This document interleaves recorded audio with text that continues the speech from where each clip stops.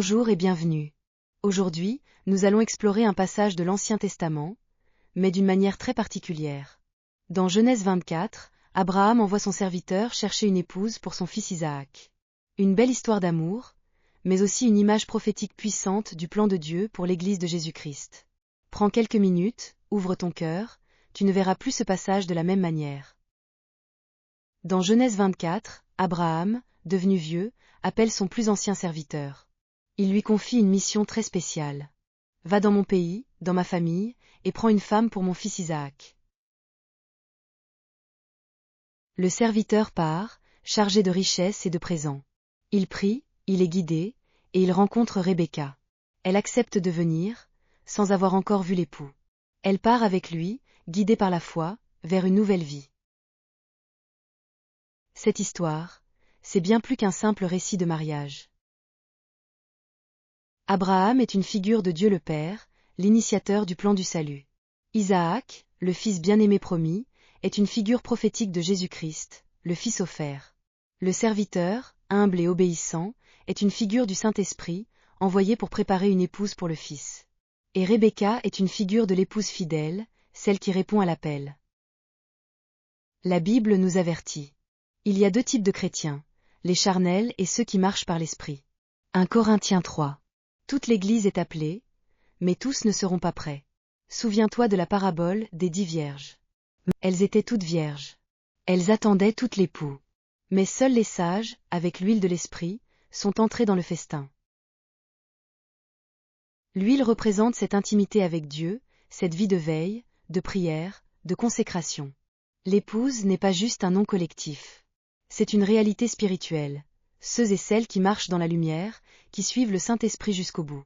Rebecca a quitté sa maison, elle a suivi, sans voir, elle a marché par la foi. Apocalypse 19, verset 7 dit. L'épouse s'est préparée. Il ne dit pas, elle a été choisie au hasard. Elle a veillé. Elle s'est rendue digne. Elle n'était pas simplement dans la maison, elle était prête pour l'époux.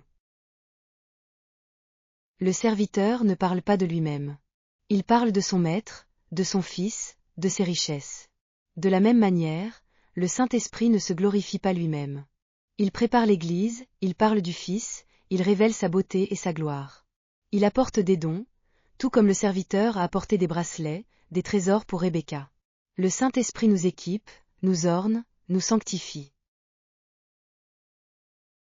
Rebecca est choisie parmi la famille d'Abraham, comme l'épouse est tirée, du corps du Christ, non du monde. Elle accepte volontairement de partir. Je partirai. Elle répond librement à l'appel, comme l'épouse fidèle. Elle suit le serviteur sans avoir vu l'époux, c'est la foi en action, conduite par le Saint-Esprit. L'Église est appelée l'épouse de Christ. Éphésiens 5, versets 2 à 27.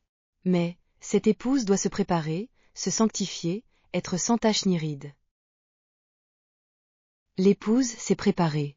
Apocalypse 19, verset 7. Cela exclut une vision passive ou automatique. Matthieu 25, les 10 vierges, nous montre que tout attend de l'époux. Mais seuls les sages, avec de l'huile, figure de la vie de l'esprit, entrent dans les noces. Toute l'Église est appelée, mais seule la partie fidèle, vigilante et remplie de l'esprit est prête à être l'épouse.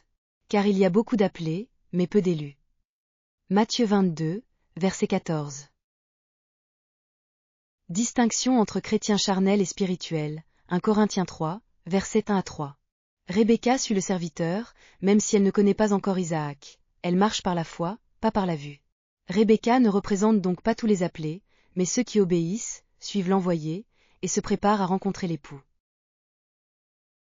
À la fin du voyage, elle lève les yeux, et elle voit Isaac venir vers elle. C'est un moment de rencontre, d'accomplissement. Un jour aussi, l'Église verra Jésus face à face. Nous marcherons avec le Saint-Esprit jusqu'à ce que nous le rencontrions. C'est l'espérance des croyants. Aujourd'hui, le Père cherche toujours une épouse pour son Fils. Le Saint-Esprit nous appelle, nous prépare, nous équipe. Mais nous devons dire comme Rebecca. J'irai. Quitter notre confort, suivre la voie du serviteur, avancer dans la foi. Et si tu ne connais pas encore Christ, il t'appelle. Aujourd'hui, c'est le moment de dire. J'irai. À très bientôt.